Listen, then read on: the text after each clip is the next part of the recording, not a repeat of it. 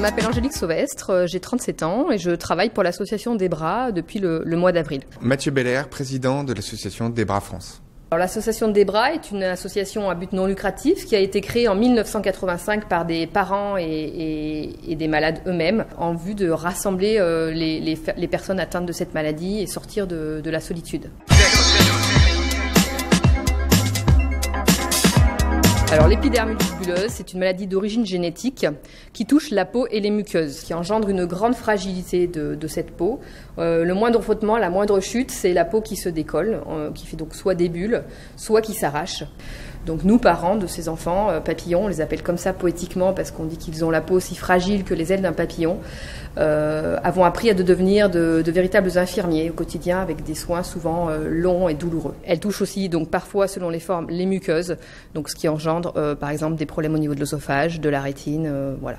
Qui touche aussi avec une prise en charge pluridisciplinaire qui touche une multitude d'organes, pas uniquement la peau. À ce jour, il n'existe malheureusement aucun traitement. Il y a plusieurs pistes au niveau de la recherche. On a la chance d'être une maladie rare qui compte aujourd'hui pas mal d'essais cliniques dans le monde, donc notamment des essais en termes de thérapie génique et thérapie cellulaire, et prochainement également un essai de greffe de peau, voilà, qui rentre dans cette catégorie de thérapie génique.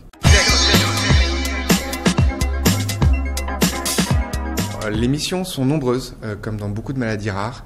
Il y a à la fois des missions d'information, des missions d'aide et de subvention à la recherche, et aussi d'aide que je qualifierais d'aide sociale, à savoir organiser des rencontres de famille, à savoir aider et surtout faire reconnaître la maladie.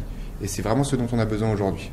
Parmi nos missions, il y a aussi celle de faire remonter les problématiques des familles et de voir dans quelle mesure on peut accompagner, on peut aider à trouver des solutions à ces problématiques. Par exemple, très concrètement, il n'y a pas que la peau visible, il y a aussi par exemple des problématiques dentaires qui sont aujourd'hui très compliquées à être remboursées. Et donc pour ça, on a besoin à la fois des orthodontistes, à la fois des professionnels de santé, des dermatos, pour arriver à faire bouger les choses via la filière, via des actions de communication qui nous permettent de faire remonter ces problématiques auprès des professionnels de santé.